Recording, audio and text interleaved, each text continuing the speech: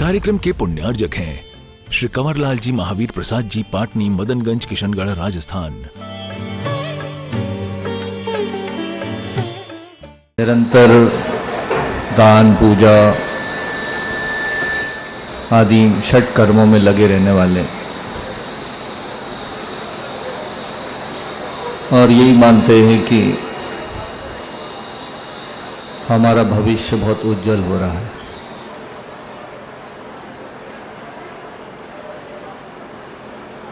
लेकिन शास्त्रों में ऐसे कुछ उदाहरण आते हैं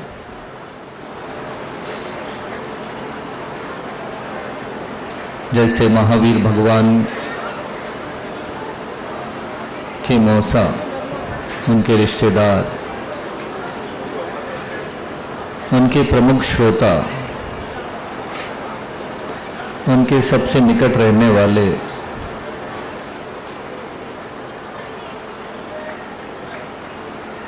सबसे ज्यादा प्रश्नोत्तर करने वाले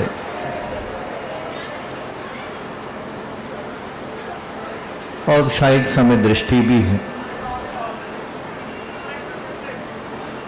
लेकिन आज कहां है वो? आप जानते हैं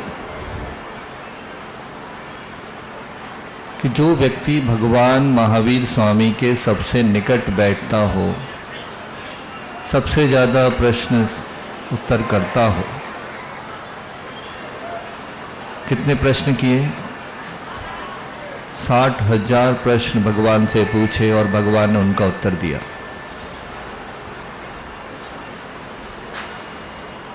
वयोवृत्ति करने वाले सब पुण्य की क्रिया कर रहे हैं, लेकिन आज वो नरक में है। क्यों? क्या कारण है कि इतना सब करने के बाद भी वो आज नरक में है?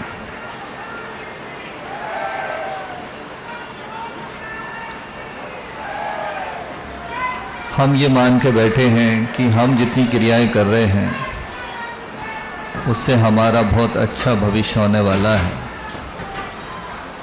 और दुर्गति तो हमारी होगी नहीं।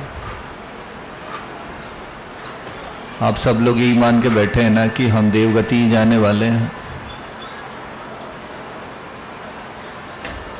देवगति के अलावा हमारी कोई गति नहीं होगी। जब सैनिक जैसे राजा इतना धर्म करने के बाद भी आज नरक में है, तो क्या गारंटी है कि आप भी नरक नहीं जाएंगे?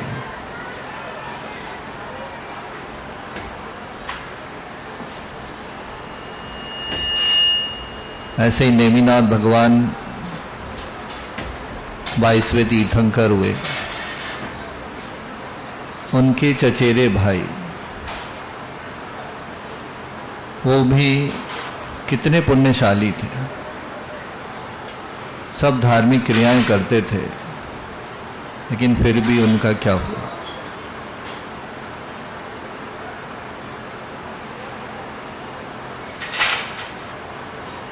यहाँ कुछ लोग हो सकते हैं जिनकी गारंटी हो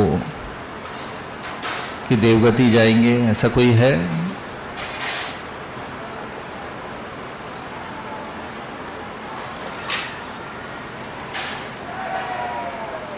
हंड्रेड 100% कॉन्फिडेंस से कोई कह सकता है कि हमें देवगति ही मिलेगी?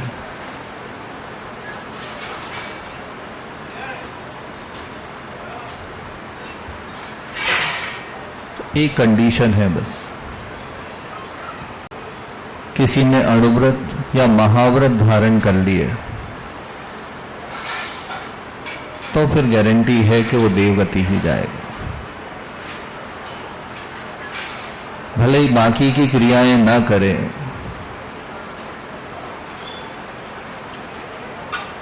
बाकी की क्रिया कैसे नहीं करेगा वो? तो जैसे स्वयंभू रमण समुद्र में राघव मच्छ, न उसका रात्रि भोजन त्याग होता है, न देव दर्शन होता है, न पानी छान के पीता है, लेकिन उसका पंचम गुणस्थान होता है और नियम से देवगति जाता है।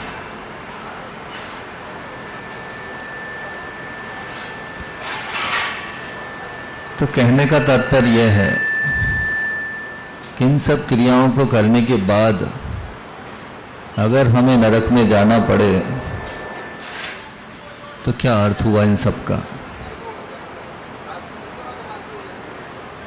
इसलिए इन क्रियाओं को करने की निषेध नहीं है, लेकिन आपको अगर सद्गति प्राप्त करनी है तो अणुव्रत का पालन करना शुरू कर दे और महाव्रत की भावना भाते रहे। अब इसमें कुछ लोग पूछ सकते हैं कि महाराज जी हम तो कोई पाप करते ही नहीं है, फिर हम नरक क्यों हो जाएंगे।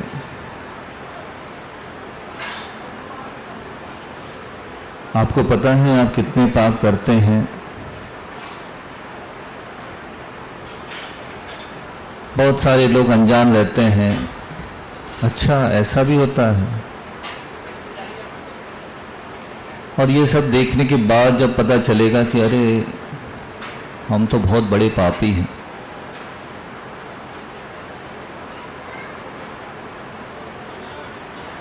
जैसे हम प्रतिदिन की दिनचर्या में सुबह उठकर सबसे पहले क्या करते हैं? टूथपेस्ट हाथ में लेते हैं और ब्रश करना शुरू कर देते हैं। अब जानकारी की बात यह है कि जितनी टूथपेस्ट हैं 99% टूथपेस्ट में हड्डी का पाउडर होता है। क्या होता है? हड्डी का पाउडर। और हड्डी अगर छू भी जाए तो अस्नानधारी मुनि के लिए भी स्नान करना बताए। वो हड्डी आप मुंह में ले रहे हैं सुबह उठते ही। ब्रश, अच्छी क्वालिटी के ब्रश आपको चाहिए जिससे दांत खराब ना हो। वो सब जानवरों के बालों से बनाए जाते हैं। तो जानवर के बालों का टूथब्रश है, हड्डियों के पाउडर का टूथपेस्ट है, उससे आपके दिन की शुरुआत हो रही है। फिर आपने स्नान करने के लिए साबुन का उपयोग किया। हर साबुन में इंग्रेडिएंट्स में देखेंगे आप तो TFM 90%, 70%, 50% इस तरह से लिखा मिलेगा आपको। TFM का अर्थ क्या होता है? Total fatty matter. कितनी चर्बी इस साबुन में डली है वो हर साबुन के ऊपर लिखा रहता है। इसी तरह शैम्पू है। शैम्पू करते हैं सुंदर दिखने के लिए, दूसरे की आंखों को सुख पहुंचे इसलिए हम ये दोष करते हैं। अधिकतर शैम्पू में एग, अंडे का उपयोग होता है। और ये सारी चीजें जितने भी कॉस्मेटिक्स हैं ये सब एनिमल टेस्टिंग के बिना बाजार में नहीं आते, बिकने की परमिशन नहीं है। इसलिए कितने खरगोशों के ऊपर इसका टेस्ट होता है। शैम्पू उनकी आंखों में डाला जाता है, फिर उसकी स्टडी अध्ययन किया जाता है कि इनकी आंखों को क्या नुकसान पहुंच रहा है। साबुन उनकी स्किन पे लगाई जाती है, फेस वॉश लगाए जाते हैं बंदरों के चेहरे पर, और उसका क्या साइड इफेक्ट हो रहा है उस सब के बारे में स्टडी करने के बाद कई बार फॉर्मूला रिजेक्ट हो जाता है क्योंकि उससे उस बंदर की मौत हो जाती है। शैम्पू डालने से खरगोश अंधे हो जाते हैं।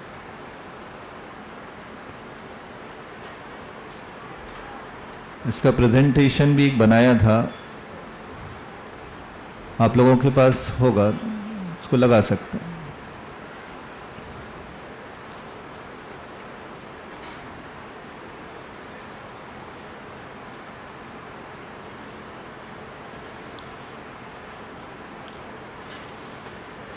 फिर हमने कोई क्रीम का उपयोग किया। कोई भी क्रीम आजकल जो बिक रही बाजार में, 99% क्रीम का बेस मानव मल से बन रहा है। कैसे? मानव मल मनुष्य के पॉटी से बनता है। ऐसे अभी नई रिसर्चेस हो रही है जिसमें सॉलिड वेस्ट को मैनेज करने के लिए, रिसाइकिल रीयूज करने के लिए कई स्टूडेंट इसमें प्रयोग कर रहे हैं। मानव मल को लिया उनने, उसको ब्लीच कर दिया, ऑर्डरलेस कर दिया और ड्राई करके बेस बना दिया।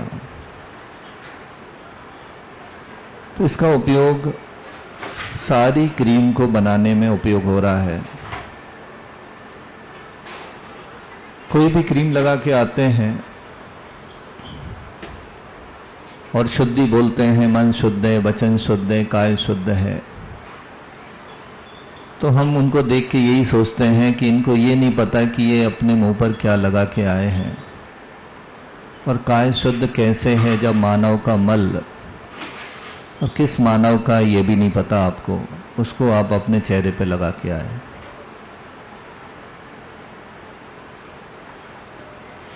तो क्रीम का उपयोग अगर चौके में कर रहे हैं तब तो बहुत ही अनर्थ हो जाएगा, आप काय शुद्धि नहीं बोल सकते। पाउडर, फेस पाउडर, कोई भी पाउडर है, उसमें हड्डियों का चूरा इस्तेमाल किया जाता है। होंठों को रंगने के लिए जो lip colours, lip balm, lipsticks आदि आते हैं,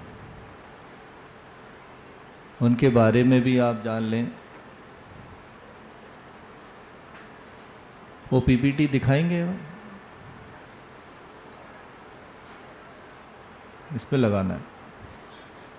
आप प्रदीप भैया को बुलाइए, उनसे कहना कि यहाँ पे लगा था पिछली बार छिंदवाड़ा में, तो वैसे ही लग जाएगा। मेन स्क्रीन पे ही लगाया था यहाँ पर।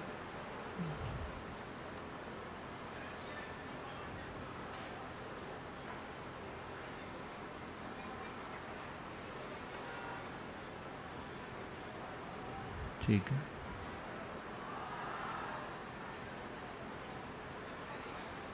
तो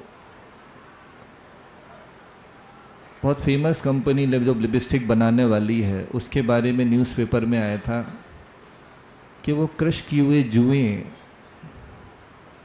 लिपस्टिक बनाने में उपयोग करते हैं। कैरेमाइन नाम की जो कंपनी है वो उसका उपयोग करती है।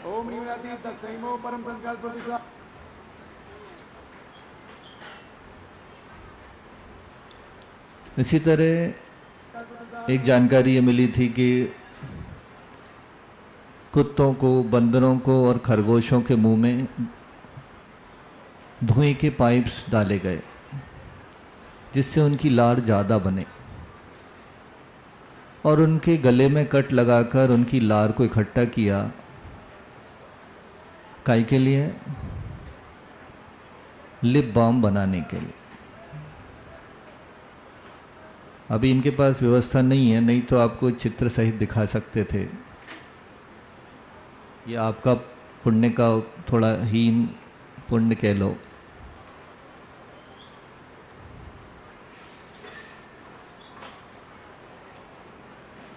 ऐसे ही जो भी लाल कलर की वस्तुएं बनाई जा रही हैं उसको खाद्य रंग के नाम से बेचा जा रहा है। E120 उसका नंबर है। कार्बनिक एसिड, इसके लिए जो भी जानकारी दी जा रही है वो आपको एक वेबसाइट है jio-और-jinedo.in,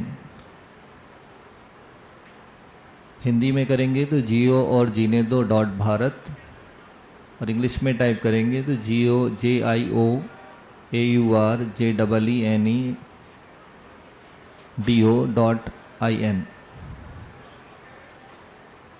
ये सारी जानकारी आपको उस पर मिल जाएगी।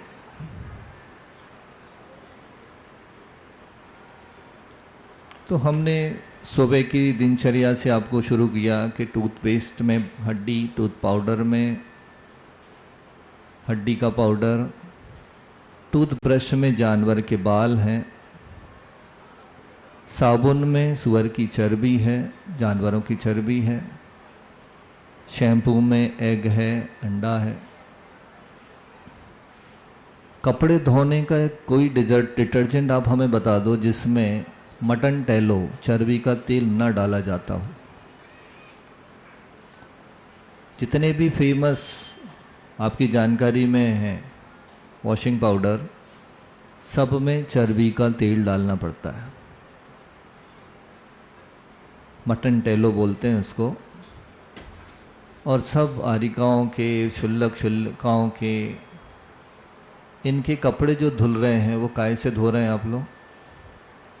मटन टेलो वाले वॉशिंग पाउडर से। और अपने आप को क्या मानते हैं हम कि हम बहुत बड़ा धर्म का काम कर रहे हैं।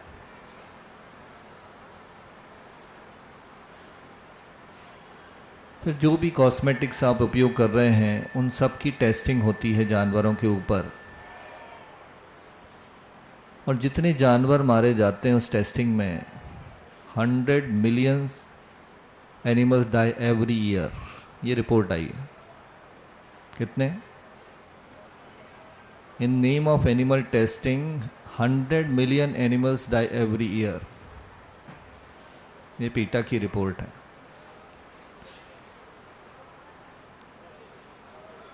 तो ये टेस्टिंग उनको किस लिए करना पड़ रही है? आपके शरीर को नुकसान ना पहुंचे, आप जब इसका उपयोग करें, इसके लिए एनिमल टेस्टिंग की जा रही है। तो आप दोषी कहलाएंगे या नहीं? जो भी इसका उपयोग कर रहे हैं वो भी उसके दोषी माने जाएंगे।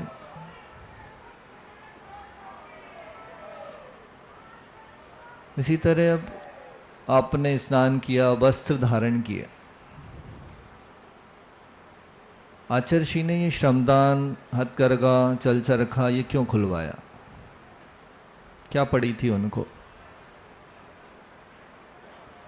जब उनको ये जानकारी मिली कि पावर लूम हो या हैंडलूम हो, सभी जगह जब धागे पर चर्बी का तेल चढ़ाया जाता है तब वो पावर लूम या हैंडलूम में चलता है। तो आचर्षि एकदम सहर गए। बोले भगवान को पहुंच रहे हैं, उस कपड़े में चर्बी लगी है। आप जिस रोटी जिस कपड़े में रखते हैं उसमें चर्बी लगी है, तो क्या रह गया? उनने पता करवाया तो एक इचल करंजी के एक सज्जन बैठे हुए थे आचर्षि के पास। उनके बहुत सारे पावर लूम हैं, पावर मिल हैं।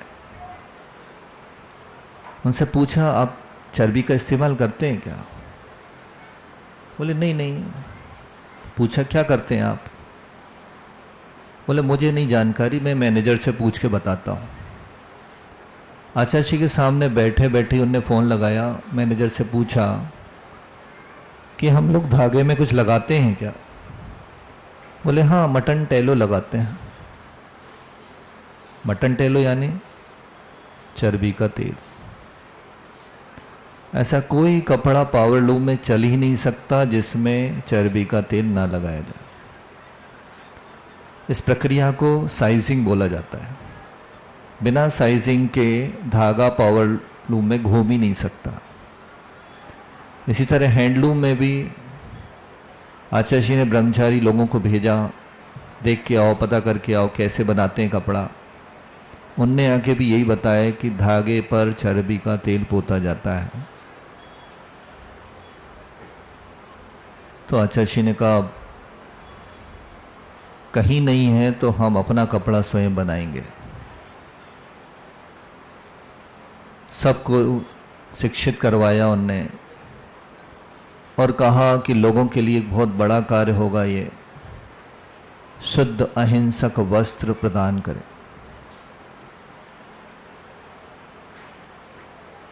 कई लोग इसकी निंदा भी करते हैं, आलोचना भी करते हैं, लेकिन उनको खुद को नहीं पता कि उनके चेहरे पर जो नैपकिन से महाराज को पहुंचा जा रहा है उसमें चर्बी लगी है और वो भी उसके सहयोगी बन रहे हैं।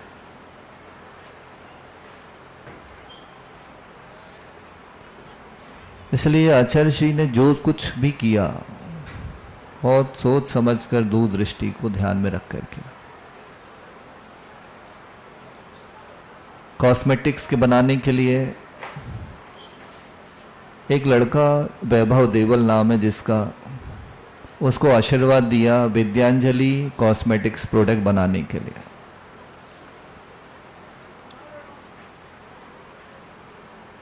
इसी तरह कपड़ा बनाने के लिए श्रमदान, चल चरखा आदि के लिए आशीर्वाद दिया।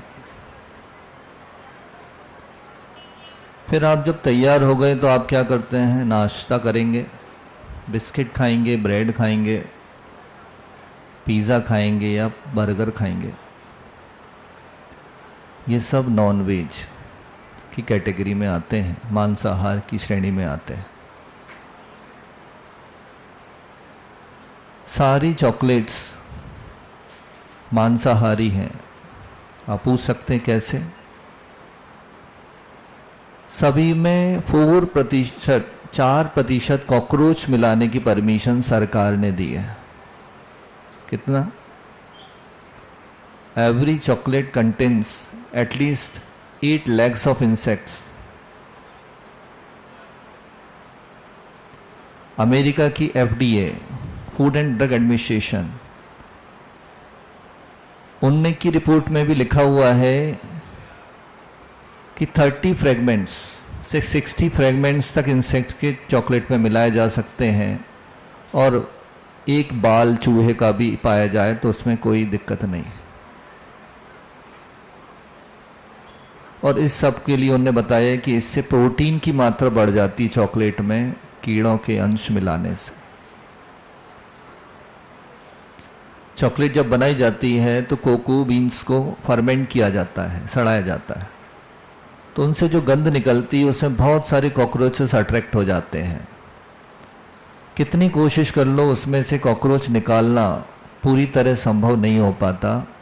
तो सरकार ने परमिशन दी कि 4% की छूट है। क्या खा रहे हैं आप? चॉकलेट या कॉकरोच? इसी तरह कुछ कैंडीज होती हैं, कैंडी वगैरह सीधे स्लॉटर हाउस से लग के खुलती हैं। क्यों? वहाँ से हड्डी निकल के सीधे कैंडी हाउस में पहुँचती है और उन हड्डियों से कैंडी बन जाती है।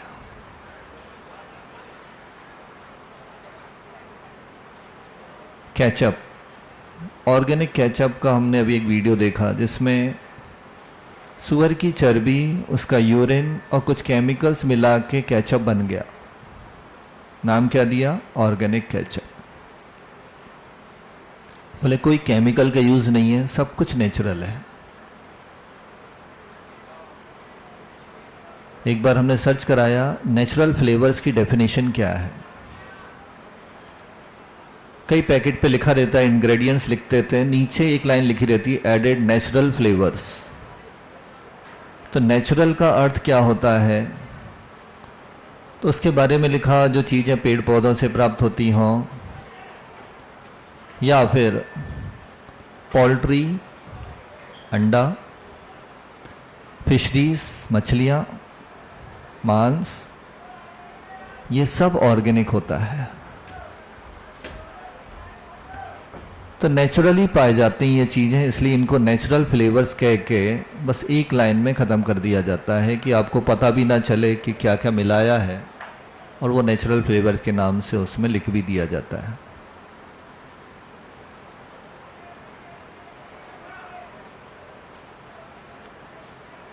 ब्रेड बनाने में क्या दोष है? ब्रेड बनाने के लिए जो कंपनी यूज़ करती हैं उसमें 4 ई नंबर्स डालती हैं, 471, 481, 1100, 1104, जो जानवर की चर्बी से निकाले जाते हैं। बाकी और भी चीज़ें डलती हैं, लेकिन ये जो 4 ई नंबर से जानवर की चर्बी से ही मिलते हैं और वो ब्रेड बनाने में उपयोग करते हैं।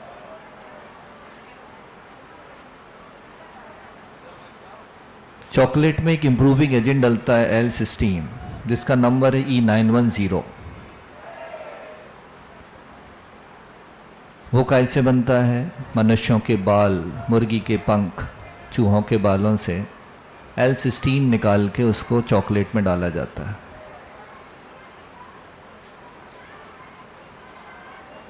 फिर आइसक्रीम में कोई दोष तो होगा ही नहीं शायद। आइसक्रीम बनाने की प्रोसेस मेनका गांधी ने एक आर्टिकल में बताई। वो प्रूफ सब हैं, लेकिन आपके लिए ये व्यवस्था यहाँ नहीं दे रहे हैं, नहीं तो स्क्रीन पे आपको सारे फोटोज़ दिखते हैं। उसका पूरा प्रेजेंटेशन कल शाम को बना के इनको दे दिया गया था। फिर भी इन लोगों की क्या कहना चाहिए, नादानी कहो कि वो दिखा नहीं रहे यहाँ पर।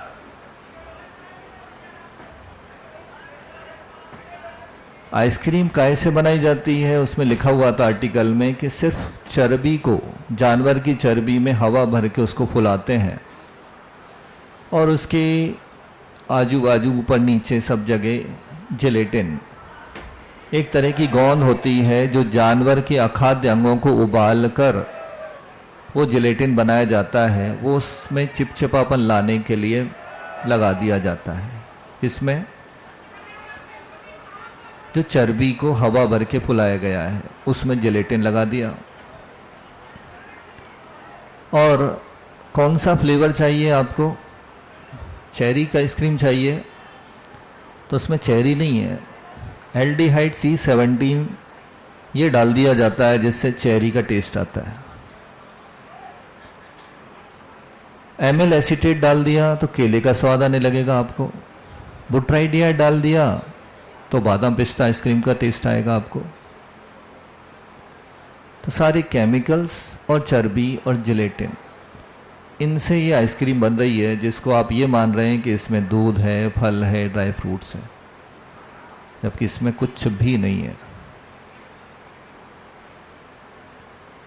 ऐसी आइसक्रीम शायद यहाँ कई जगह लोग धर्मार्थ महावीर जयंती के दिन बांटते भी देखे गए। तो आप महावीर भगवान की जय बोल रहे हैं और आइसक्रीम खा रहे हैं या आइसक्रीम बांट रहे हैं, चर्बी से बनी हुई है जो शुद्ध।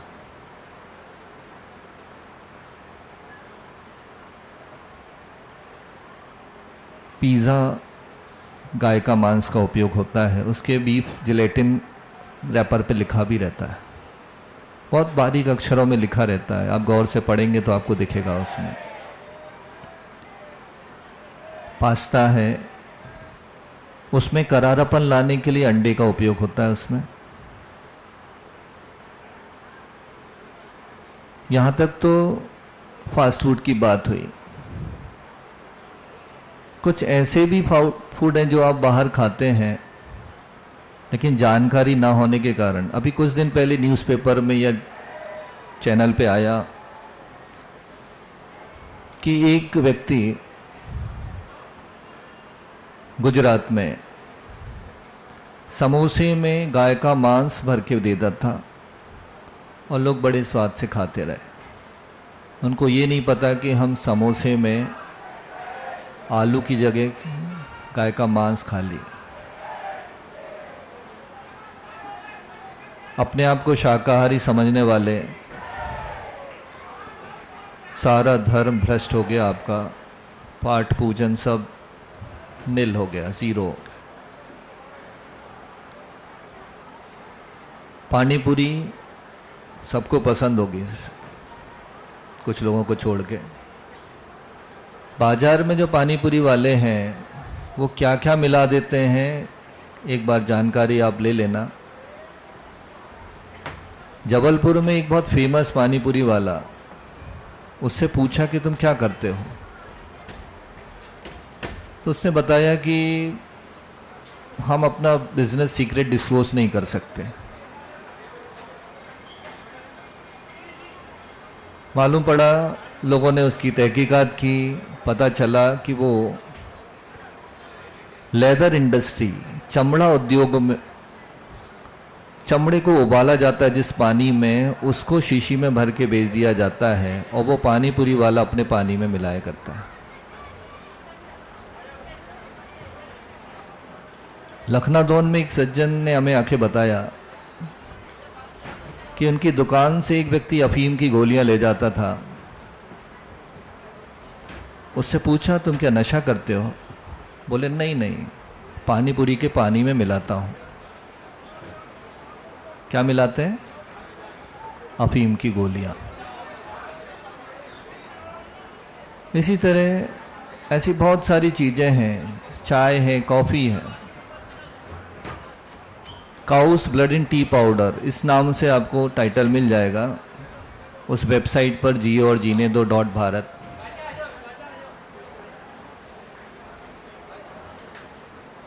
गवर्नमेंट ने छूट दी हुई है। गजेटियर नंबर 694E डेटेड 2 अक्टूबर 1998 में ये छूट दी है कि गाय का रक्त खून चाय में सुवास प्रदान करने हेतु मिलाने की छूट है और लेबल पर इसका उल्लेख करने की अनिवार्यता नहीं रखी गई। इसी तरह कोको बीन्स को जब फर्मेंट किया जाता है तो उसमें भी एक तरह से नॉनवेज का इस्तेमाल हो जाता है, जो इल्लियां डाली जाती हैं उसमें।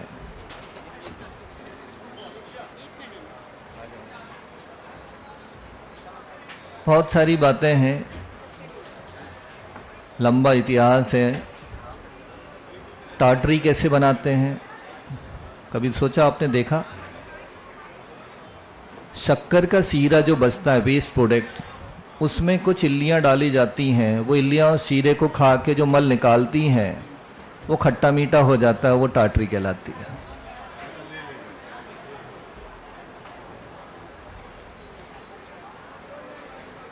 ऐसे कई मिक्सचर बनाने वाले गांठिया बेसन को जब मिक्स करते हैं तो उसमें अंडा मिक्स कर देते हैं, जिससे उसका कलर लाइट होता है और क्रिस्पी होते हैं। इसलिए अपने धर्म की रक्षा करना है, हमारा पुण्य बराबर बना रहे, इसलिए हमें ये बार बार चेक करना होगा कि हम मुंह में क्या डाल रहे हैं। मुंह में डालने के पहले एक बार चेक कर लें। और आचार्य जी ने एक व्यवस्था दी थी जिसका नाम था पूरी मैत्री। जबलपुर में पूरी मैत्री ब्रांड नाम से खाने की वस्तुओं का उत्पादन हो रहा था, लेकिन वो ज़्यादा दिन नहीं चल पाया। फिर उसी में एक सदस्य हैं, उनने पर्सनल जैन मैत्री नाम से इसको लॉन्च किया और वो ये सारे प्रोडक्ट्स बना रहे हैं। जैसे मैगी है, ब्रेड है, ये जैन मैत्री का आप खा सकते हैं, इसमें कोई दिक्कत नहीं।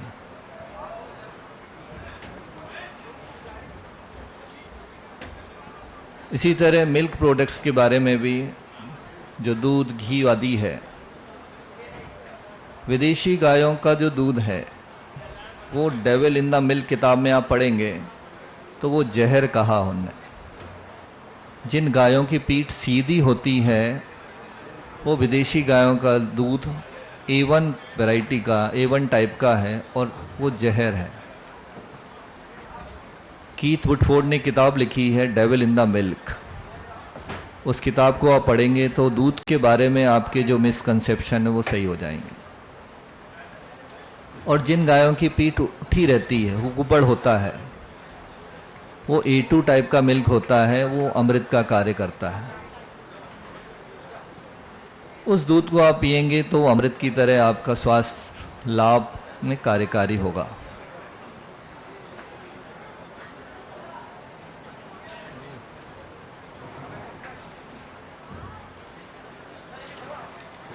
तो पर्याप्त।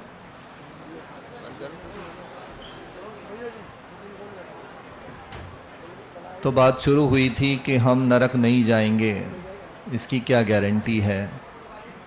तो हमने देख लिया कि सुबह से शाम तक हम जो चीज़ों का उपयोग कर रहे हैं उससे हमारी कौन सी गति होगी। आचार्य जी ने जितने उपक्रम खुलवाए हैं, जैसे आपके लिए मिल्क प्रोडक्ट्स को लेके शांति धारा, शुद्ध दवाइयों मेडिसिन के लिए पूर्णायु, शुद्ध फास्ट फूड के लिए जैन मैत्री है, कॉस्मेटिक्स के लिए विद्यांजलि है, इनकी जानकारी आपको हो और इनका प्रयोग आप करें तो आप दुर्गति से बच सकते हैं। और आचार्य जी के जय बोलना तभी सार्थक होगा जब हम उनके प्रोजेक्ट में, उनके मिशन में अपना सहयोग भागीदारी करेंगे। अहिंसा परमो धर्म की वाणी माता की। आचार्य विद्यासागर।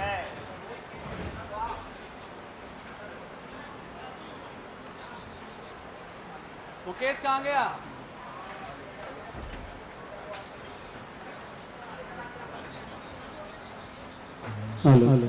परम पूज्य ज्येष्ठ मुनिराज निर्यापक स्वामी मुनि श्री के चरणों में आप सबकी ओर से, अपनी ओर से बारंबार नमस्तों के साथ प्रार्थना करता हूँ कि महाराज श्री आज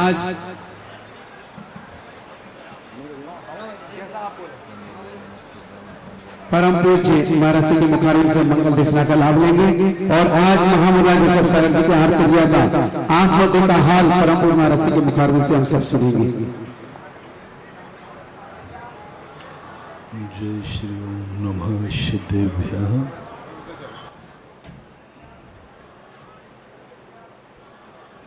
जिस प्रकृति ने कुछ ऐसे सिस्टम बनाए हैं अपनी तरफ से कि तुम्हें सारी शक्तियां स्वतंत्र रूप से तुम्हें सब कुछ दी हैं। हर वस्तु को अपना स्वयं शक्तियों का मालिक बनाया, लेकिन जब उन शक्तियों का उपयोग करना पड़े तब पराधीन कर दिया। इस प्रकृति एक बैंक लॉकर के समान है, जिसमें लॉकर में सब कुछ तुम्हारा होगा, लेकिन मैनेजर की अनुमति के बिना तुम उस लॉकर में से वस्तु निकाल नहीं सकते। ऐसा ही ये प्रकृति ने ऐसे सिस्टम बनाए कि सबको अपनी अपनी स्वयं की मलकियत सौंप दी कि तुम इस संपत्ति के मालिक हो, ना कोई तुम्हें छीनेगा ना कुछ करेगा। लेकिन जब तुम इस संपत्ति का उपयोग करोगे तो आपको निमित्त की जरूरत पड़ेगी। दीपक स्वयं जलेगा लेकिन माचिस की काड़ी के बिना नहीं, दूसरे को उसको निमित्त बनाना ही पड़ेगा। कितना भी बड़ा शक्तिमान आत्मा क्यों न हो, निमित्त के बिना वाहे तरोपादि समग्र तेयम कार्य श्रुति द्रव्य गत स्वभाव। जब भी द्रव्य को कार्य रूप वर्णन करना पड़ेगा तो उसे बाह्य कारण की जरूरत पड़ेगी, और बाह्य कारण मात्र एक नियोग रूप नहीं होता है, अनिवार्य होता है। नियोग की स्थितियां नहीं होती, अनिवार्य होती है। शरीर की स्थिति रखने के लिए आपको कोई ना कोई स्थितियां चाहिए, नियोग नहीं है। आज भगवान उस कर्म चेतना की सिद्धि करके आए थे। उस कर्म चेतना को एक नीलांजना के माध्यम से जागृत किया और दुनिया को दिखा दिया कि हम दुनिया की नियोगी परिणतियों से नहीं चलते हैं। हमारी जिंदगी की सत्ता नियत के ऊपर आधारित नहीं है। मैं खुद स्वयं अपनी इच्छा से मोक्ष मार्ग की तरफ प्रवृत्त हो रहा हूं। स्वयं निर्णय लिया नियत से, जैसे हमने कल मध्याह्न में बताया था। कोई नियत नहीं, कोई नियोग नहीं। नीलांजना का नियोग मात्र नहीं था, एक घटना थी। ऋषभ देव को नियोगी बनकर के नीलांजना नहीं आई थी, एक घटना थी। वैराग किसी नियोगी क्रिया से नहीं होता, संयम कोई नियोगी क्रिया से नहीं होता, धर्म कोई नियोगी क्रिया से नहीं होता, धर्म होता है हमारी कर्म चेतना से। जो चेतना कर्म चेतना एक अनियत होती है, नियत नहीं। विगत 2 दिनों से मैं बता रहा हूं, अनियत ही होती है कर्म चेतना। और जिसने कर्म चेतना को प्राप्त कर लिया वह वात्साय हो जाता है, वह आनंद में डूब जाता है, वह किसी की कठपुतली नहीं बनता। जब चाहे, जो चाहे, जैसा चाहे वह अपनी जिंदगी जी लेता है। उसे निमित्त ना भी मिले तो वो निमित्त को उपलब्ध करा लेता है दूसरे ढंग से। आज देखो इतनी महाशक्ति आज नियत के अधीन नहीं हो रही है। जिस समय जो होना है सो होगा। भगवान ध्यान में नहीं बैठ रहे हैं। 6 महीने बाद भगवान खुद एक कर्म चेतना को जागृत कर रहे हैं। एक कर्म चेतना की ध्वज लेकर के दुनिया के सामने आ रहे हैं, यह दिखाने के लिए कि मैं कितना भी शक्तिमान हूं, भगवान हूं, आखिर मुझे भी इस शरीर की स्थिति धारण करना है तो हमें निमित्त को स्वीकार करना पड़ेगा। जो लोग कहते हैं कि निमित्त अकिंचित कर है, निमित्त कुछ नहीं करता, आज ऋषभ देव की चर्या को देख करके आप देखना कि कितनी बड़ी शक्ति आज एक निमित्त को पाने के लिए कैलाश पर्वत से नीचे उतरेगी। सबको तिलतुष्मात मेरा नहीं, ये सबको छोड़ने के बाद एक अंजलि में कुछ लेने का परिणाम करेगी। और वह निमित्त अपने आप में उनके उपादान की शक्ति को जागृत करेगा। ठीक है, महामना निमित्त को तो नकारते तो नहीं हैं, लेकिन निमित्त के सामने गिड़गिड़ाती नहीं है। महान आत्मा और संसारी आत्माओं में अंतर होता है। संसारी आत्मा की निमित्त बुद्धि होती है और वो उसको यदि निमित्त ना मिले तो वो रो पड़ता है, निमित्त ना मिले तो वह दुखी हो जाता है। महान आत्माएं भी निमित्त को चाहती हैं, लेकिन निमित्त ना मिले तो वो रोते नहीं हैं। निमित्त ना मिले तो भयभीत नहीं होते, क्योंकि महान आत्माओं की विशेषता होती है। महान आत्माएं नियम से एक साइड में धंधा करते हैं, साइड में एक शक्ति रखते हैं कि यदि ये निमित्त नहीं मिला तो हमारे पास दूसरा निमित्त है जिसके माध्यम से वो अपनी जिंदगी को, एक निमित्त नहीं, पहले जो पढ़ाई होती थी वो कोई एक दिशा की नहीं होती थी, 72 कलाएं सीखते थे। यदि इसमें पास नहीं हुआ तो दूसरी है। आज तो व्यक्ति एक लाइन पकड़ता है, यदि उसमें सफल नहीं हुआ तो सुसाइड करता है, क्योंकि दूसरी लाइन ही नहीं सीखी। महान आत्माओं की जिंदगी अलग होती है। महान आत्माएं चूहे के समान अपनी जिंदगी जीते हैं। 3 ख्यातियां होती हैं। एक बिल्ली के स्वभाव की ख्याति होती है जो स्थिर नहीं होती, कभी इसके पास कभी उसके पास। और एक कुत्ते के स्वभाव की ख्याति होती है जो मालिक के साथ जाती है। और एक चूहे के स्वभाव की ख्याति होती है। चूहा एक स्थान पर जब बिल बना लेता है तो पूरी जिंदगी नहीं जाती। और चूहे के स्वभाव की ख्याति स्थायी होती, तुम बदलते रहो, मकान मानक बदलता रहे, उस मकान का चूहा कभी नहीं बदलता, वो स्थायी रहता है।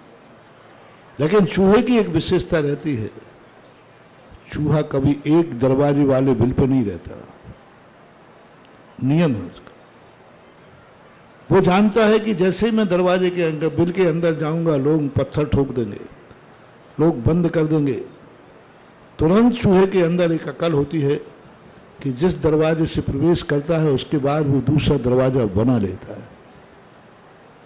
इसलिए जब पांडवों के लिए लाक्षागृह दुर्योधन ने बनाया तब श्री कृष्ण ने मिस्त्री को इतनी कहा, चूहे का बिल जरूर बनाना।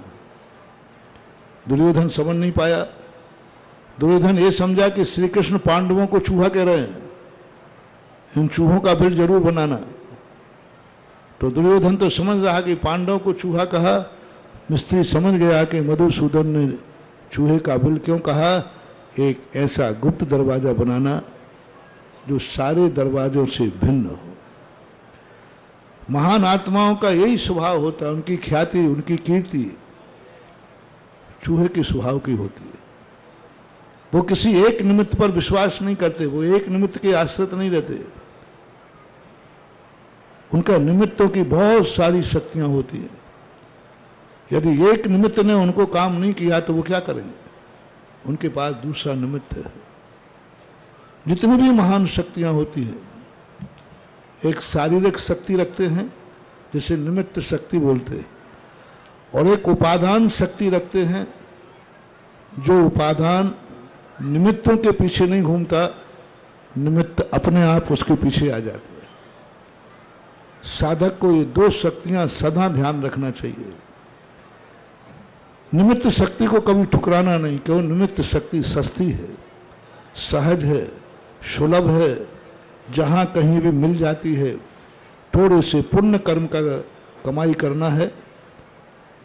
यदि पैसे से धर्म मिलता है तो बहुत सस्ता है, साधना का धर्म महंगा है।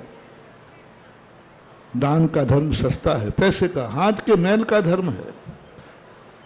2 ग्रास महाराज की अंजलि में रखना ना धर्म है, एक माला फेर देना धर्म है, एक कलश उठाकर भगवान पर डाल दिया, लो तुम्हारी क्रिया हो गई, एक अर्घ चढ़ा दिया, बहुत सस्ता है।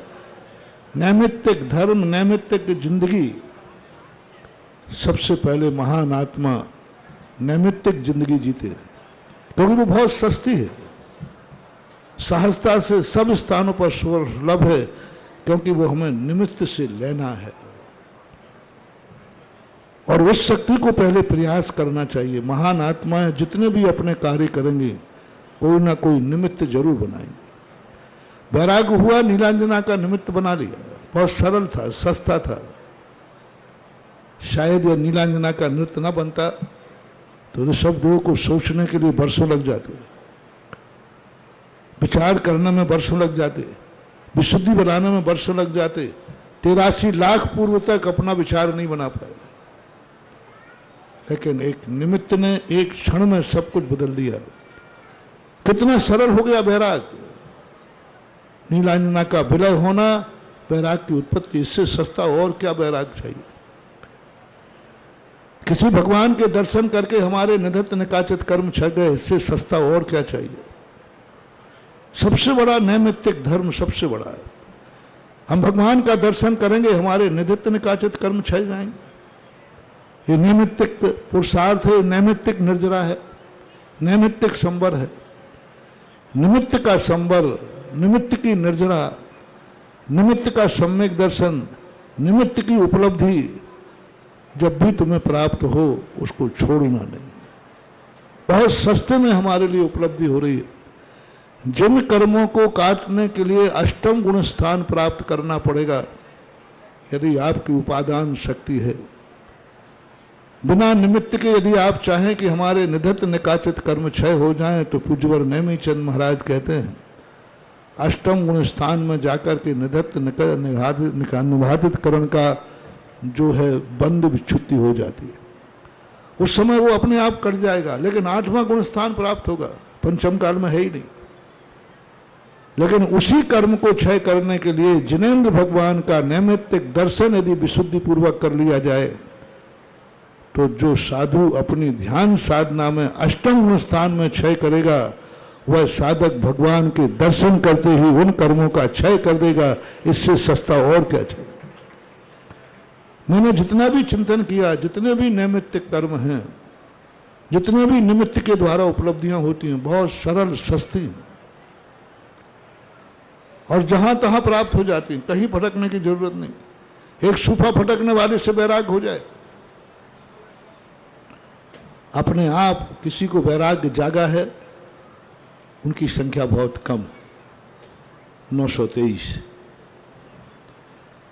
प्राय निमित्त पाकर के वैराग्य जागा है, इनकी संख्या बहुत ज्यादा, क्योंकि निमित्त से सहजता जागती है। आज ऋषभदेव 6 महीने तक अंदर अपनी ध्यान साधना के बाद एक जरूरत पड़ी उन्हें, क्योंकि अभी उन्हें सिद्धि नहीं हुई। कर्म चेतना वाला कभी हाथ पे हाथ रख के नहीं बैठता, कर्म चेतना वाला कभी नियत को स्वीकार नहीं करता, कर्म चेतना वाला कभी भाग्य पर भरोसा नहीं करता, कर्म चेतना वाला अपने पुरुषार्थ पे भरोसा करता है। और कर्म चेतना में वो ताकत है महानुभाव जो नियत के रास्ते बदल सकती है, कर्म की लिखी हुई लकीरों को भी बदल सकती है, इतनी ताकत होती है कर्म। कर्म की लिखी हुई लकीरों को बदल दे, हाथ में खिंची हुई लकीरों को बदल दे, बाहुबल में वो दम होता है। जो हाथ की लकीरों के बल जीते हैं वे ज्यादा ताकतवान नहीं, जो अपने बाहुबल पर जीते हैं वो हाथ की लकीरों को भी बदलने की ताकत रखती हैं। ये बाहुएं, बाहुएं का अर्थ पुरुषार्थ। हाँ, ऋषभ देव ने भी यही बात सामने ध्यान में आई, उनको जरूरत पड़ी। उन्होंने नहीं सोचा कि भाग्य में जो लिखा होगा, जो किस्मत में लिखा होगा होगा, जो भगवान ने देखा होगा होगा, सब नियतवाद है। उन्होंने कहा नहीं, पुरुषार्थ करो, पुरुषार्थ। कर्म चेतना प्राप्त हुई है और आज उस कर्म चेतना के लिए तीर्थंकर को भी ध्यान छोड़ना पड़ा, कैलाश पर्वत से नीचे उतरना पड़ा और उस चाहा कि यदि ये निमित्त मिल जाए तो हमारे शरीर की काया रह जाएगी, क्योंकि इस शरीर को हमें जब तक सुरक्षित रखना है जब तक हमारे साध्य की सिद्धि ना हो जाए। पुद्गल को हे पदार्थों को उपकारी पदार्थों से ज्यादा घृणा नहीं करना, ज्यादा उपेक्षा नहीं करना। कर्म सिद्धि के पहले यदि तुमने उपेक्षा कर दी तो तुम्हारा धर्म मिटा देगा। यदि तुमने शरीर को अति उपेक्षा कर दी तो तुम मुनि भी नहीं रह पाओगे, रत्नत्रय भी नहीं रह पाएगा, सब कुछ मिट जाएगा। शरीर जड़ है, अचेतन है, पुद्गल है, पर है, लेकिन उपेक्षा के योग्य नहीं है। इसका तिरस्कार मत करना, इसको अपना भी नहीं मानना, लेकिन तिरस्कार मत करना। यदि थोड़ा सा भी ये बिगड़ गया तुम्हारा सारा उपादान बिखर जाएगा। आहार आदि पर निमित्त जो ये जीवन में जरूरी नहीं है, पर हैं, स्पष्ट हैं, लेकिन इनकी उपेक्षा मत करना, अन्यथा तुम्हारी अकाल में मौत हो जाएगी, दुर्गति हो जाएगी। तो निमित्त के प्रति हमें दो शक्तियां जागृत करना है। एक ऐसा हमारा पुण्य हो जो बहुत सस्ता है, हम ऐसा पुण्य कमाएं, ऐसा लाभांतराय कर्म का कमाएं कि हमारे लिए जब मैं जो चाहूं वह मुझे उपलब्ध हो जाए। होता है किमिक्षक रूप से कर्म आता है, पुण्य बन के आता है। जैसे आपका 7 स्टार होटल होता है ना, वहां बताते हैं कि जो चीज मांगो वह चीज मिलती है, पैसा लगता है, लेकिन जो जिस समय मांगो पहले से ऑर्डर देना, अमेरिका में मिलेगा तो अमेरिका से आएगा। ऐसा ही हमारे यहाँ 7 स्टार लोग होते हैं कर्म सिद्धांत में। ऐसा पुण्य बंद कर लेते हैं, ऐसा पुण्य बंद कर लेते हैं जिस समय जो चाहें वह होगा। उन्होंने कहा पानी चाहिए तो पानी होगा, धूप चाहिए तो धूप होगा, सोना चाहिए तो माटी को सोना बनना पड़ेगा। ऐसी पुण्य प्रकृति होती है। और वो पुण्य प्रकृति यदि जिसने बांध ली है उसको कोई खतरा नहीं है, लेकिन पुण्य पराधीन है, धोखा दे सकता है। पर को छोड़ना नहीं और पर विश्वास करना नहीं। कितनी भी घनिष्ठता क्यों ना हो, कितनी भी घनिष्ठता क्यों ना हो, जिंदगी में कभी हवाई जहाज जैसी जिंदगी मत जीना, ट्रेन जैसी जिंदगी मत जीना, मोटर की 4 व्हीकल जैसी जिंदगी मत जीना। जिंदगी जीना है तो ट्रू व्हीकल की जिंदगी जीना। ट्रू व्हीकल की सबसे बड़ी विशेषता है कि कितना भी कैसे ट्रू व्हीकल हो, अंत में पैर जमीन पर लगना चाहिए। जिसके पैर जमीन पर रखते हैं यानी वो स्वतंत्र है। 4 व्हीकल में गया तो गया,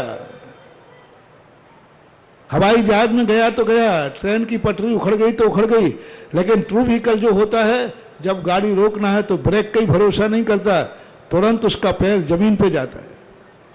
यानी वो ये बता रहा है कि मेरे आश्रित तुम्हारी जिंदगी नहीं है, तुम्हें आगे बढ़ना है, मेरे सहारे बढ़ो, लेकिन जब ना बढ़े तो अपने पैरों पर खड़े हो जाओ, गाड़ी का आलम्बन छोड़ दो। अपनी जिंदगी को कभी पूर्णतः कितना भी विश्वसनीय क्यों ना हो, कितना भी विश्वसनीय क्यों ना हो, कभी पूर्णतः विश्वास मत करना। कितना भी विश्वसनीय हो, अपना अंतरंग सूत्र कभी किसी को नहीं बताना। यहां तक कहा गया, राजा अपने अंदर की बात अपने मन को भी नहीं बताता। सोमदेव ने नीति वाक्य अंदर लिखा कि राजा अपने खुद की बात अपने मन को नहीं बताता, क्योंकि ये मन बेईमान है, मन बदमाश है, मन कहीं भी जा सकता है, मन किसी पर भी जा सकता है, और मन किसी पर चला गया तो ये मन सब कुछ उगल देगा, सब कुछ उगल देगा। जिनका मन किसी पर लिपटे, किसी की तरफ मुड़ जाता है, फिर वो उसका ब्लैकमेलिंग कर लेता है, क्योंकि उसका मन उधर चला गया। इसलिए मन को भी नहीं बताना, किसी को नहीं बताना, स्वयं अपने कुछ सूत्र ऐसे रखना चाहिए जो कभी मौका पड़े तो अपने पैरों पर खड़े हो जाओ। लेकिन ये ध्यान रखना, दुनिया में किसी के पूरी उपेक्षा मत कर देना, पूरी उपेक्षा मत करना, उसका सहारा लिए रहना, उसका आलम्बन लिए रहना, कितना भी महान शक्तिमान क्यों ना हो। आज ऋषभदेव उसी निमित्त को सहारे चल रहे हैं, क्योंकि शरीर उनके काम का है, शरीर को सहारा देना है, और शरीर कह रहा है कि मुझे भोजन चाहिए। यदि मेरी गाड़ी चलाना है तो पेट्रोल डालना पड़ेगा, बिना पेट्रोल के गाड़ी नहीं चलेगी। जब ऋषभदेव ने महसूस किया शरीर को जिससे हम उपकार लेते हैं उसका शोषण नहीं करना, ऋषभदेव को हार की जरूरत नहीं थी, क्योंकि उनका अकाल में मरण नहीं होता, कभी अकाल में मरण नहीं होगा। वो बिल्कुल जिंदगी भर कुछ भी ना खाएं तो नहीं मरेंगे। लेकिन जिस शरीर का उपयोग हो रहा है उस शरीर का शोषण नहीं कर सकते, क्योंकि उपकारी के साथ शोषण करना ये भी एक प्रकार की कृतज्ञता है। ऋषभदेव तो चाहते तो कोई हार को उठने की जरूरत नहीं थी। प्रथम संगन वाले से कोई फर्क नहीं पड़ता। प्रथम संगन वाले तो ऐसे हुए कि एक दिन नहीं मिला तो तड़प जाते।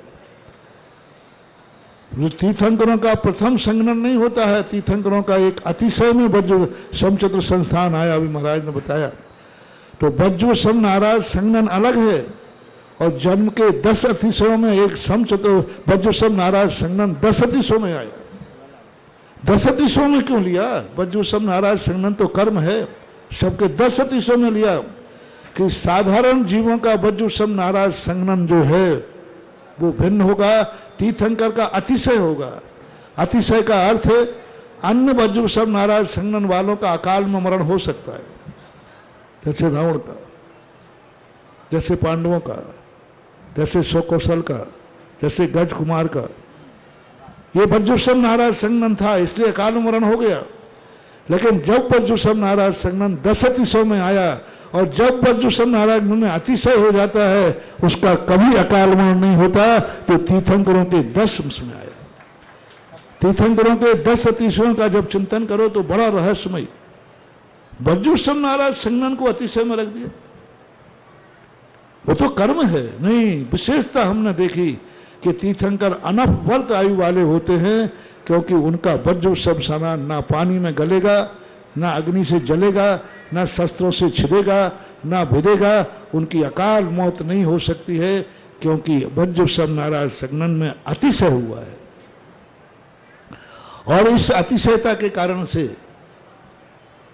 भगवान शरीर के लिए नहीं घात करना, ये उपकारी है। लेकिन वो बाद में अपना खुद एक शक्ति लेके चल रहे। उनका भरोसा था कि कोई भरोसा नहीं, ये पुण्य मुझे भी धोखा दे जाए। तीर्थंकर अपने पुण्य पर विश्वास नहीं कर रहे। हम किस पुण्य पर विश्वास करते? तीर्थंकर अपने पुण्य पर विश्वास नहीं कर रहे, तो हमारे पुण्य का कोई भरोसा नहीं। भली मैं तीर्थंकर हूं, पुण्य का काम कभी भी बदमाशी कर सकता है। सारे जगत में कह रहे हैं कि आप पुनीत हैं, पुण्यवान हैं, पवित्र हैं। तीर्थंकर कहते हैं मुझे भरोसा नहीं इस पुण्य पर। ये अच्छे अच्छे लोगों को भी छका देता है, और ऐसे मौके पर छकाता है। 2 दोस्त थे, एक ऊंट था और एक सियार था, एक जौक पड़ा था। बड़े जिगरी दोस्त थे। एक दिन वो कोई फुट ककड़ी खाने गए, तो सियार ने खाया तो उसका पेट भर गया। वो कहता पेट भरने के बाद सियार उआता है। ऊँट कहता भाई थोड़ा चुप बैठ जा, मुझे खा लेने दे। उन्होंने कहा राम मैं तो उआऊँगा। वो वहाँ गया, मालिक आ गया, लड़ैया भाग गया और ऊँट पिट गया। अब ऊँट ने कहा कि क्या करें, इसने तो पिटवा दिया। तो एक दिन क्या हुआ, नदी में बहुत बाढ़ थी और उस तरफ जाना था। तो सियार बोला कि बोले ऊँट भाई तुम्हारी टांगें बहुत ऊंची हैं, हम तुम्हारी पीठ पे बैठ जाते, वहां से अपन दोस्ती दोस्तों तो हैं। तो ऊँट ने कहा कि बैठ जा बेटा, अच्छा मौका है। और बीच नदी में पूछा और ऊँट कहता है मैं तो लौटूंगा, मुझे तो नहाने की इच्छा हो रही है। लड़किया बोला मेरे बाप मैं मर जाऊंगा, इधर नदी है बाबा पार है, मैं कैसे जाऊंगा। बोले तू कुछ भी कर मैं तो लौटूंगा। ये पुण्य और पाप की दोस्ती, नैमित्तिक दोस्तियां ऊंट और सियार के समान ही होती। कभी अपने पुण्य पर भरोसा मत करना, शाम को ये तुम्हें अयोध्या का राजा बनाने की घोषणा करा देगा और सूर्य उदय होते के पहले ही तुम्हें वनवास का रास्ता दिखा देगा। ये पुण्य इतना धोखेबाज है। शाम को इतना तेज पुण्य आ रहा है कि नहीं, घोषणा की अयोध्या का राजा राम बनेंगे, और एक रात भर में ऐसा चकमा दिया कि सूर्य उदय होते ही अयोध्या की सीमा छोड़ दी। महानुभाव, निमित्त नैमित्तिक जो पुण्य पाप हैं इनके पूरा भरोसे पे मत रहना। पुण्य पाप फल माई हरख बिलख्यो मत भाई, ये पुद्गल पर जाए उपज बिन शेथ नहीं। इस पर पूर्ण विश्वास नहीं मत करना। अपने पैर पर खड़े रहना। कहीं तुम्हारा पुण्य साथ नहीं देगा तो तुम रो मत पड़ना। आज ऋषभ देव उस पुण्य के खातिर, उस पुण्य के भरोसे निकल पड़े, पुण्य के भरोसे पर निकल पड़े। चलो हमारा पुण्य होगा, हम आहार के लिए जाते हैं, कहीं ना कहीं पुण्य होगा, कोई देगा। लेकिन पुण्य कहता बाबा जी मैं भी जात से लाचार हूं, यदि तुमने पूरा मेरे ऊपर विश्वास किया तो मैं भी तुम्हें आके छका दिया। ऋषभ देव जाकर के आहार को निकलते हैं, लेकिन पुण्य रूठ गया, लाभांतराय कर्म रूठ गया, साता वेदनी कर्म रूठ गया, और पूरे जगत में जाकर घूमते हैं, बिना आहार के आ जाते। बोलो तीर्थंकर बहुत होशियार थे, सावधान थे कि उन्होंने पहले से एक उपादान शक्ति जागृत कर ली थी। एक ऐसी उपादान जिसे हम कर्म चेतना कहते हैं। कर्म चेतना के दो रूप, एक निमित्त के अधीन होकर के कर्म करना, जिसे हमने कल किस्मत कहा था। वह किस्मत के अधीन जो कर्म चेतना करते वो अवचेतन दशा है, वो धोखा खाएगा। लेकिन एक जो है उपादान कर चेतना होती है। ऋषभ देव ने ऐसा उपादान प्राप्त कर लिया था कि यदि आहार नहीं भी मिले 6 महीने तक तो भी उनका लिए क्लेश होने वाला नहीं, अकाल में मरेंगे नहीं। उन्होंने ऐसी 9 कर्म वर्णाओं का आहार शुरू कर दिया। ये कबला आहार का क्या भरोसा, थाली में आए और बिलाव उठा के ले जाए। ये रोटियों का क्या भरोसा, तुम्हारे थाली में लगे कोई जबर से आगे छीन ले जाए। इसलिए ज्ञानी व्यक्ति एक और आहार अपने पास करता है, जिसे 9 कर्म आहार बोलते हैं। 6 प्रकार के आहारों में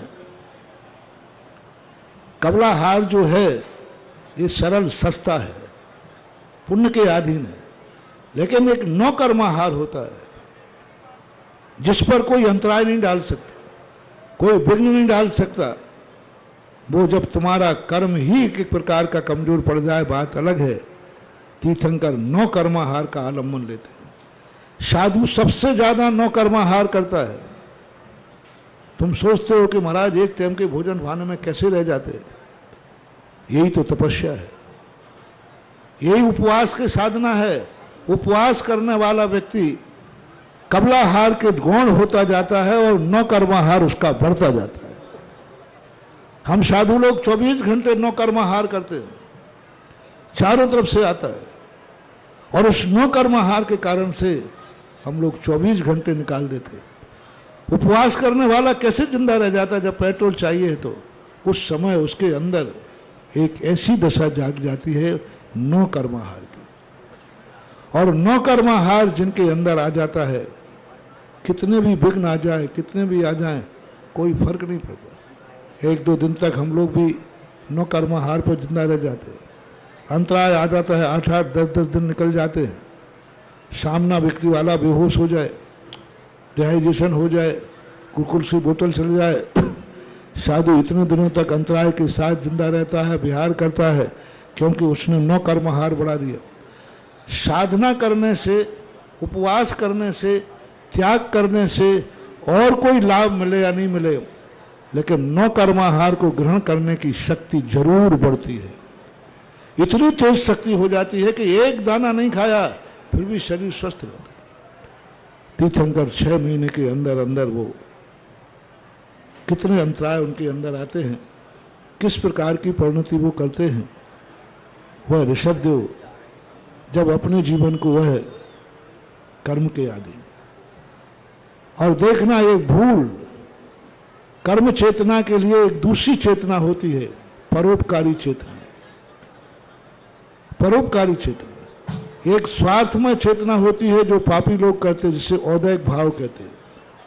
एक परोपकारी चेतना होती है, महापुरुष की कोई भी क्रिया होगी, उन्हीं को लाभ नहीं, वो दूसरे को भी लाभ देगी।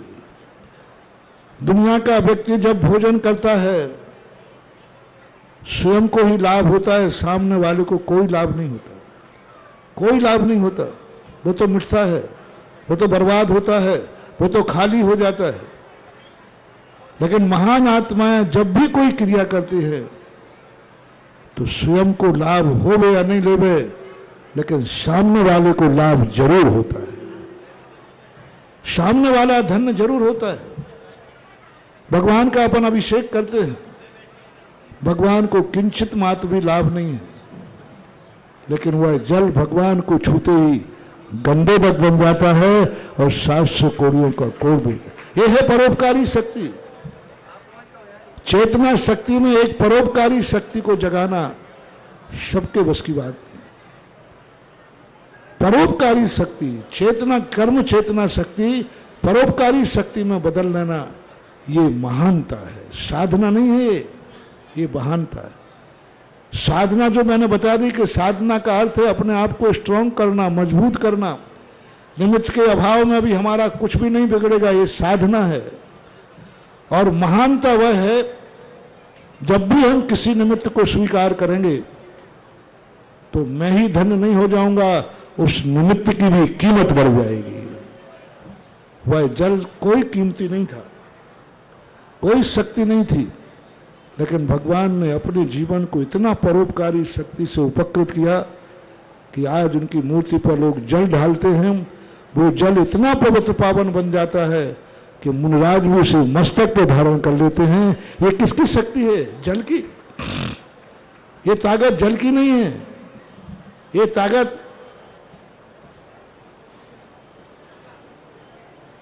उन तीर्थंकर ने जो परोपकारी शक्ति जागी कि मैं जब भी कोई कर्म करूं मेरा ही लाभ नहीं, सामने वाले को लाभ मिलना चाहिए। और ये शक्ति उस समय जागती है महानुभाव जब तुमने कभी कुछ दूसरों के लिए किया हो। क्या आपने कभी मंदिर आते समय तुमने किया कि मैं दूसरों के लिए मंदिर आया हूं? क्या दूसरों के लिए कभी शांति धारा की? क्या कभी माला फेरी? कभी भावना भाई? दो ही व्यक्ति भावना भाता व्यक्ति, या तो मैं सुखी रहूं या मेरे सुखी रहें, मैं सुखी रहूं या मेरे सुखी रहें। कितनी बार तुमने भगवान को नमोस्तु किया कि सारा जगत सुखी रहे, सारा जगत सुखी रहे। और सारा जगत सुखी करने का जब भाव जागता है तब वो कर्म चेतना की परोपकार शक्ति जागती है। तीर्थंकर के सामने मौजूद था समोषण, तीर्थंकर सामने बैठे थे इनके सामने, उस समय वो जो मांगते वो मिलता। अपना कल्याण करना चाहते कर सकते थे, लेकिन समोषण में बैठ करके इन्होंने क्या मांगा? ये नहीं मांगा कि मेरी आंख में कभी आंसू ना आए, ये नहीं मांगा कि मुझे कभी दुख ना हो, ये नहीं मांगा कि मुझे सब कुछ मिलना चाहिए, इन्होंने मांगा कि भगवान मेरी भक्ति से यदि आप प्रसन्न हैं, मेरी भक्ति में दम है, तो संसार में कभी मैं किसी की आंख में आंसू न देखूं, संसार में हर व्यक्ति सुखी रहे, मैं नहीं, संसार सुखी रहे। जब उनके पास स्वयं को सुखी बनाने का भाव आया, उन्होंने संसार को सुखी बनाने का वरदान मांग लिया। जब स्वयं के कल्याण की बात आई तो संसार के कल्याण के लिए आगे कर दिया। उस समय इनकी ऐसी शक्ति बन जाती है कि उनकी जो भी क्रिया होगी वह उस निमित्त को भी धन्य करेगी। और आज भगवान उस निमित्त शक्ति को लेकर के निरंतर अयोध्या की तरफ निकल रहे हैं। आगे क्या? हाँ, और वह तैयार हो जाएं। महामुनिराज आहारचर्या के लिए निकल रहे हैं। आपको बता दें, ऐसे वृषभ सागर महामुनिराज आहार के लिए निकल रहे हैं। उस आहार दान की भी कुछ प्रक्रिया होती है। पहला तो ऐसा है कि इतने बड़े महामुनिराज के लिए अपन दान देने जा रहे हैं, तो कमेटी द्वारा जो निर्धारित दान रसीद अवश्य बनवा लें। कोई भी बिना दान दिए हुए इस पुण्य कार्य में सम्मिलित नहीं होगा। हाँ, सुनो, कोई भी इंद्राणी इसमें आहार नहीं देंगे, क्योंकि आपका गोत्र बदल गया है, नहीं तो महाराज जी अंतर कर देंगे। इसलिए सामान्य सेवक इसका लाभ लेंगे, जिनके द्वारा इंद्राणी जिनके क्या हुई है ना सकलीकरण है, उनको यह अवसर नहीं मिलेगा। बाकी हाँ देखो, 2100 रुपए की राशि के राशि का शब्द देखें, वो बोले अपन आप लोग जो इंद्राणी बने हैं, यज्ञ नायक, चक्रवर्ती आदि दे सकते हैं। यज्ञ नायक देगा, चक्रवर्ती देगा, भरत बाहुबली देंगे, श्रावक श्रेष्ठी देगा, राजा श्रेयान सोम देंगे। जिन्होंने इंद्राणी का संकल्प है वो वहां से हट जाए, क्योंकि ये नियोगी क्रिया है, ये नकली नहीं असली क्रिया है। यदि अपन ने यहाँ कुछ गड़बड़ किया तो उसका प्रभाव प्रतिष्ठा पर, मूर्ति पर पड़ता है। इसलिए सभी लोग और बैठ जाएं सभी। अभी भगवान को एक निकलने का उपक्रम होगा, जो विधि है। भगवान अभी कैलाश पर्वत पर, क्योंकि सुबह तो हो गया है, लेकिन कम से कम 72 मिनट के बाद साधु की आहारचर्या का काल शुरू होता है। सूर्य उदय होने से 72 मिनट के पहले कोई भी साधु आहार को ग्रहण नहीं करता। 72 मिनट पहले साधु आहार को ठीक नहीं मानता, वो साधु के लेने लायक नहीं होता। इसलिए सूर्य उदय के 72 मिनट हो जाने पर भगवान कैलाश पर्वत से उतरेंगे, और वहाँ से उतरने के बाद वो कहाँ जाएंगे, क्या होगा, किस रूप में होगा। और आज भगवान वहाँ से निकल कर के आज भगवान अयोध्या की तरफ जा रहे हैं। आज भगवान ने अयोध्या का रूट पकड़ा है। कैलाश पर्वत से उतर कर के वह अयोध्या की तरफ जा रहे हैं। अयोध्या के राजपथ की तरफ मुड़े हुए हैं, और राजपथ में अयोध्या वासी किम कर्तव्य मूड हो रहे हैं। नमोस्तु नहीं बोलना है, नमोस्तु नहीं बोलना। अभी नमोस्तु आइए साहब, आइए। या तो आप बोलो या फिर मैं बोलूं। आप लोग अभी नमोस्तु नहीं बोले, आइए साहब, आइए। जैसे आप मेहमानों को बुलाते हैं ऐसे आइए। और सारी अयोध्या के अंदर एक क्षोभ उत्पन्न हो गया, और पूरी अयोध्या नहीं समझ पा रही है। और राजमहल के अंदर समाचार पहुंचा, माता मरु देवी नाभि राज सामने आ जाओ, भरत बाहुबली आ जाओ। माता कहती मैंने पहले ही कहा था कि तुझे ठंड सहन नहीं होगी, पहले कहा था आओ बेटा घर में आओ। भरत बाहुबली अपना मुकुट भगवान को दे दें। भगवान हमने पहले ही कहा था पिताजी आप मुझे राजगद्दी मत दीजिए। भरत बाहुबली अपना मुकुट उनको सामने रख दें। नहीं, मना किया नमोस्तु के लिए। ओ भाई, ओ बच्ची, नमोस्तु नहीं बोलना है, मना किया ना नमोस्तु के लिए भी।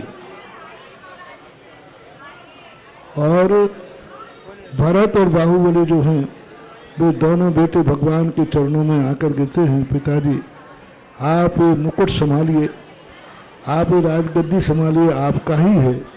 सारी जनता में कई लोग जो उचक्के थे वो ये भी कह रहे थे, बढ़ गए थे भगवान बन के आ गए। आखिर पूरे अयोध्या में घूमने के बाद, पूरे अयोध्या के पथों में घूमने के बाद ऋषभदेव पुनः जाकर कैलाश पर्वत पर 24 घंटे के लिए मौन होकर विराजमान हो गए, क्योंकि साधु एक दिन में एक बार ही आहार को उठते हैं। उसी अनुसार भगवान का उठना हुआ और वो सीधे जाकर के उठ गए। अब दूसरे दिन का इंतजार करें। दूसरे दिन फिर भगवान प्रातःकाल 72 मिनट के बाद वहाँ से उठना चालू करते हैं। और आज भगवान किस तरफ जाएंगे यह देखने वाली बात है। आज भगवान को निकलने का समय और मुख किस तरफ होता है, क्योंकि अयोध्या तो सारी पूरी की पूरी रोने में लगी हुई है। मरु देवी अलग रो रही है कि बेटा क्या चाहिए था, क्यों आया। आज भगवान बनारस की तरफ जा रहे हैं। आइए आइए आइए बनारस आइए आइए आज बनारस की तरफ जा रहे हैं। और बनारस में जाते हुए लोग, कोई हाथी दिखा रहा है, कोई घोड़ा दिखा रहा है, कोई कन्या दिखा रही है, कोई लड्डू दिखा रहा है। सब लोग सब नाना प्रकार की स्थितियाँ राजपथों पर ऊपर। बनारस से होते हुए भगवान पाटलिपुत्र की तरफ चले गए। पाटलिपुत्र के तरफ से बाद भगवान कोलकाता, बर्मा, नेपाल, इन सारी स्थितियों को, देशों को घूमते हुए आज भगवान को 186 दिन हो गए। 186 दिन से निरंतर भगवान प्रतिदिन किसी न किसी नगर में गए। लेकिन क्या तकदीर हमारी हो, स्वामी दरवाजे से लौट गए। 186 दिन हो चुके हैं। 6 महीने 7 दिन तक, आज 7 महीने 8 दिन तक, कितने दिन हो गए? 217 दिन हो चुके। 217 दिन में 217 स्थानों पर गए। पहले अयोध्या, बनारस, तीसरे दिन पाटलिपुत्र। पूरे आर्यावर्त में 217 दिन तक कितने घूमते गए। सारे आर्यावर्त में क्षोभ हो गया। दक्षिण भारत भी गए, विशाखापट्टनम भी गए, कोचीन भी गए, केरल भी गए, आंध्र प्रदेश भी गए, क्योंकि भगवान आकाश मार्ग से जाते हैं, रिद्धि के साथ जाते, चारण रिद्धि उनको प्रकट होती है। तो एक अंतर मुहूर्त में वो भारत के किसी भी नगर में पहुंच सकते हैं। लेकिन कल्पना करें, 217 दिन तक भगवान सारे जगत में घूमते रहे, लेकिन किसी ने भी, कोई भी उनके मन की बात नहीं समझ पाई। सारा आर्यावर्त क्षोभ को प्राप्त है। स्वर्गों में भी ये समाचार पहुंचा तो स्वर्ग के देवता भी किम कर्तव्य विमूढ़ हो रहे। सौधर्म भी माथा ठोक रहा है कि आखिर है क्या बात। अंतराय कर्म देखो, पुण्य में जो धोखा दिया, पुण्य में जो दगा दिया, इतना बड़ा दगा दिया कि आज सारे दुनिया के लोग नहीं समझ रहे। हाँ अभी कर लेते। भरत और बाहुबली को सभी लोग बैठ जाएंगे वहां। 1 मिनट रुके, सभी लोग बैठे। अब कोई भी प्रधान नहीं करेगा, बैठे सब, बैठ जाओ। एक बार बोला ना, आप सब बैठे, सभी लोग बैठ जाओ, प्रधान वाले। 1 मिनट, सभी लोग बैठे। सब सुनाई नहीं आ रहा है क्या? आगे से हटे सब, आगे। राजा श्रेयांश और सोम आगे पहुंचे, बाकी कोई भी व्यक्ति खड़ा नहीं कर रहे, बैठे। राजा श्रेयांश और सोम, उनके परिवार के लोग नहीं, परिवार के लोग नहीं, राजा सोम और श्रेयांश बस। आज भगवान हस्तिनापुर की तरफ गए हैं और हस्तिनापुर के पथों पर राजा श्रेयांश रात्रि में एक स्वप्न देखता है कि मेरे दरवाजे एक मेरू आकर के खड़ा हो गया। तब वो अपने भाई सोम से कहता है, तो राजा सोम भी किम कर्तव्य मूढ़ हुए कि मेरू कभी चलायमान नहीं होता है, लेकिन मेरू कैसे चला। लेकिन एकाएक हस्तिनापुर के दरवाजे पर द्वारपाल ने कहा कि भगवान ऋषभदेव हस्तिनापुर आए। राजा सोम स्वयं सियान से कहता है, देखो देखो देखो, मेरू पर्वत का अर्थ है ऋषभदेव। और ऋषभदेव आकर के जैसे राजा सियांश ने भगवान को देखा तो जाति स्मरण हो जाता है। और जाति स्मरण में पूर्ण भाव की उन्होंने नवधा भक्ति करी, नमोस्तु नमोस्तु नमोस्तु। मन शुद्धि, वचन शुद्धि, काय शुद्धि, आहार जल शुद्ध है, मन ग्रह में प्रवेश कीजिए। राजा सियांश को पूर्व भाव का जाति स्मरण हो जाता है और जाति स्मरण के माध्यम से जाना कि भगवान नवदा भक्ति के अभाव में आहार नहीं ले रहे थे। यहाँ नवदा भक्ति की आप महत्व समझना, रोटियों का महत्व नहीं है, भोजन का महत्व नहीं है, महत्व नवदा भक्ति का है। साधु समाधि ले सकता है, आधा पेट खा सकता है, नवदा भक्ति में एक भी कमी है तो वह आहार ग्रहण नहीं करता। आज जैसे राजा सियांश ने नवदा भक्ति पूर्वक भगवान को प्रगाहन किया और भगवान को अपने गृह में प्रवेश करा रहे, ये नियोगी क्रिया है। राजा सियांश, राजा सोम और उनके भी पत्नी, बस बेटे नहीं, परिवार का कोई भी व्यक्ति नहीं, सभी लोग बैठना है पहले। बहुत बढ़िया, सभी लोग बैठने पहले, एक मिनट, बाकी सभी लोग बैठे अपने स्थान पर।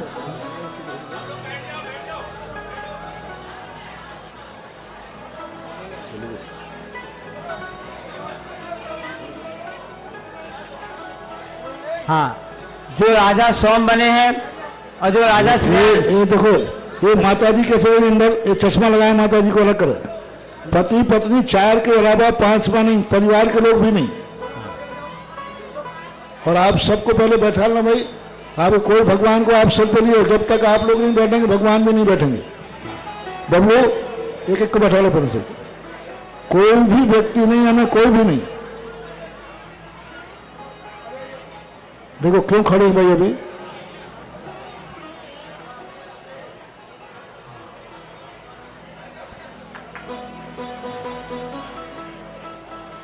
कोई भी खड़ा नहीं होगा, कोई का अर्थ कोई भी हो, ये नहीं होगी।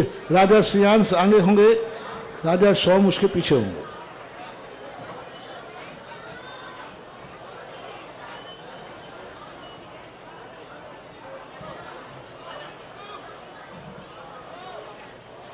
अब भगवान के लिए उच्चासन दिया गया। अब पाद प्रक्षालन किया जा रहा है, पादाभिषेक, पादाभिषेक किया जा रहा है। पादाभिषेक का मंत्र बोलो भाई। गुरु की चरण पग पखारो, आचरण निहारो,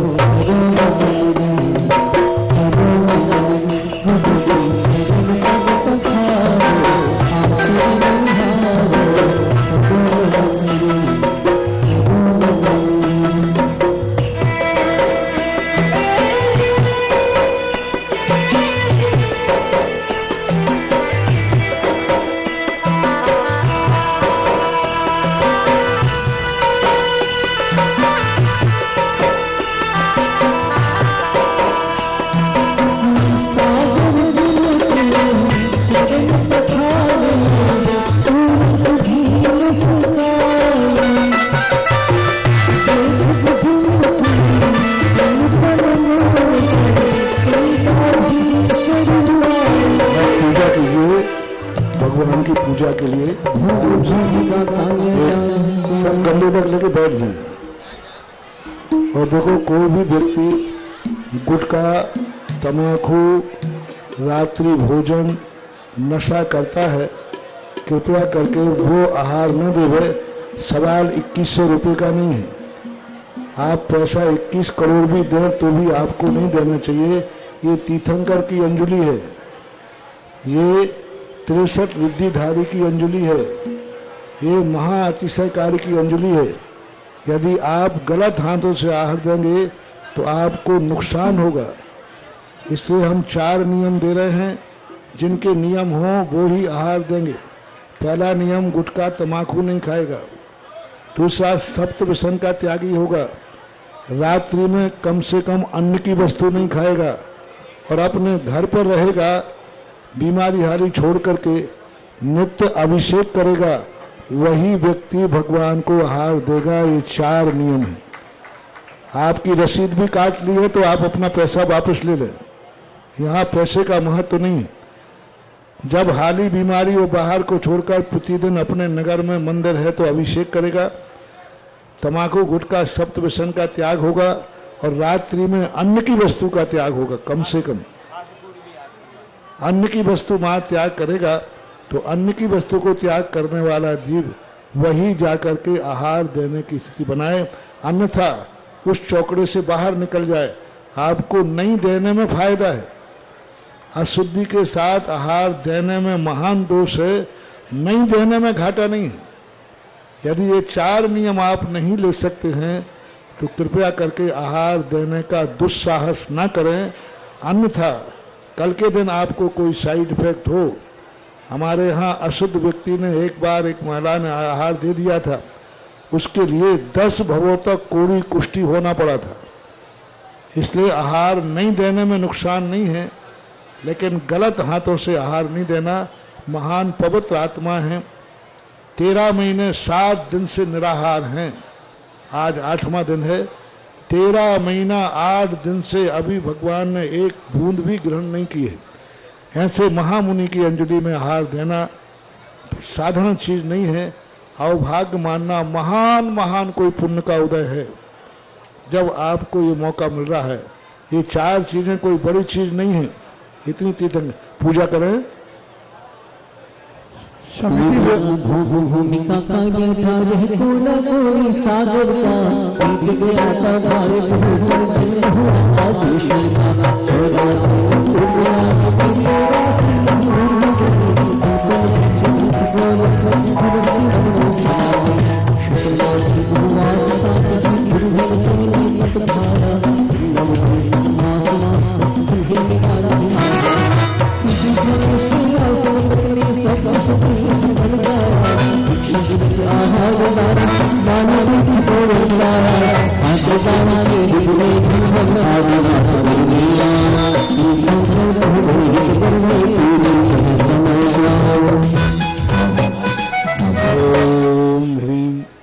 महामुनिराज तीर्थंकर ऋषभदेव अत्र अवतर संवोषट ठाठा स्थापनम सन्निधिकरणम पुष्पांजलि छुपे। जिन साक्षी बनाया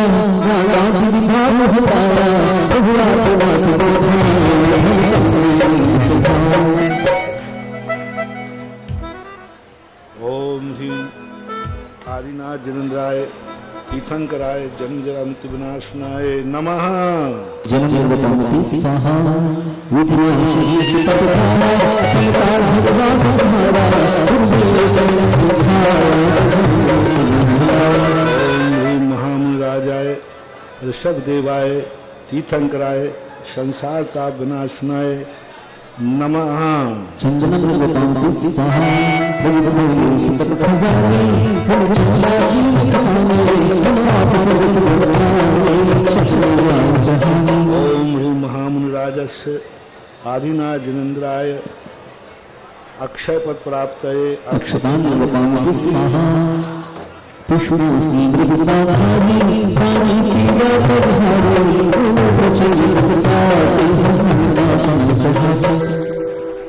ओम ह्रीं महामुनिराजाय तीर्थंकराय ऋषभदेवाय काम बाण विध्वंसनाय नमः। कामनाय पुष्पं स्वाहा पुरुषदाता बलिशः